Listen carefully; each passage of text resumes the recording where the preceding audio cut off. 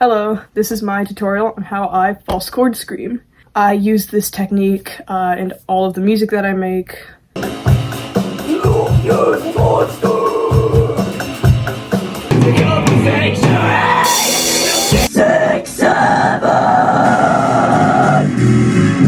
And I wanted to share some things about it, you know, techniques that I used to learn it, breath support, whatever, just some information about it. Also, this commenter wanted to know how to do it, so that was my sort of prompt to make this video.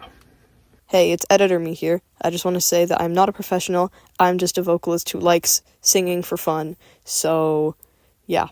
So the first thing to note is you should have water on you when you're practicing. You know, it'll just help if your throat gets dry or whatever. I have this coconut, mango, pineapple juice. So that's pretty much water. The first thing we're going to focus on is breath support.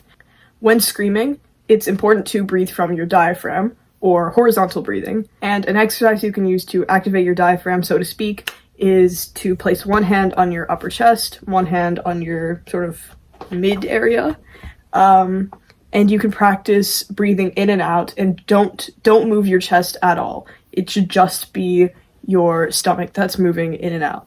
And that is how you should be breathing when screaming. One video that I found helpful was this video by Sing Geek. They have a lot of singing stuff. I will link the video in the description. You should check them out. So what even is a false chord scream? A false chord scream is produced when you utilize the false vocal folds above your true vocal folds, which means that false chord screams are not vocalized. I'm going to cover 3 techniques that I've seen to unlock your false chord scream, including one technique that I don't think I've seen anybody cover. As an overall tip for all of these exercises, I recommend lowering your larynx, as it just makes it easier, for me personally at least. Imagine you've had a really bad day, you know, you just want to go home and rest, and you're just gonna like yell because you're so angry. You're gonna go, I'm so angry.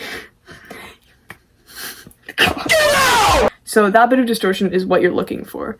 You're just pretty much going like, I'm so angry. You know? So pretty much just try and hone that. Obviously breath support, lower larynx, and you can get it from there. So this technique, I like to call the clearing throat technique. I'm so creative, I know. Imagine you're at the movies and you're eating popcorn and it gets caught in your throat and you want to clear your throat, but you don't want to interrupt the movie, so you have to be pretty quiet. So you go,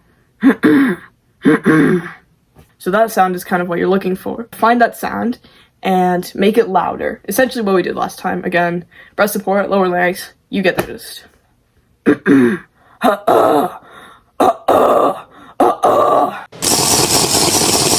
So the third technique was actually the most helpful for me, and I don't think I've seen anybody talk about it, but it is Therian barking tutorial.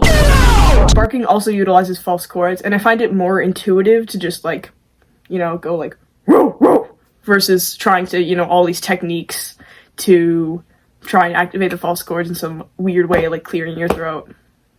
The tutorial I found the most helpful was this one by Therian Territory. I'll link it in the description, but they talk about how they go about barking pretty in depth. I find it a really informing video. So the last thing I'm going to talk about is types of screams. So there are 4 main types of screams, being gutturals, growls, mid screams, and high screams. I think I'm pretty decent at high screams, mid screams, and growls, but gutturals are a bit difficult for me. For mids, growls, and gutturals, it all mostly lies in mouth shape. Mid screams have more open mouth, open vowels. Growls usually have a darker sound and use lots of O's and A's. Gutturals use tongue placement as well, so often you'll see people putting their tongue on the roof of their mouth as if they're pronouncing an L, or you'll see people using tunnels. All of these are alongside different vowel sounds, often O's and U's, because those are the darkest sounds. High screams are where it gets a little bit difficult. You'll need to brighten your voice as much as possible and raise your larynx to produce that high-pitched sound. This one takes the most practice, in my opinion. So that was my false chord scream tutorial.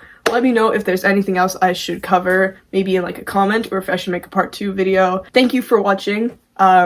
Make sure to like and subscribe because I am in a struggling band and I would appreciate all the support that's possible.